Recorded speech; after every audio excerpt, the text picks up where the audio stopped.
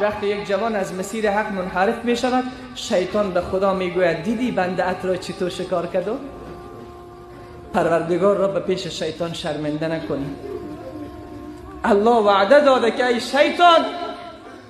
ای شیطان برو با تمام قوت و نیروی خود به سمت بندگان من برو، هر توانی که داری، هر نیرنگی که داری به کار ببر و دل بندگان مرا به سمت خود بکشان و بدان که بندگان خوب من از تو پیروی نمی کنند.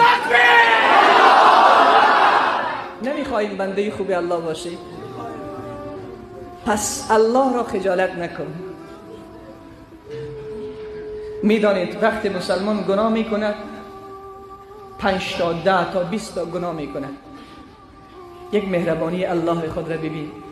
10 تا 20 تا گناه میکند، همین که میآید نماز میخواند میگه اولین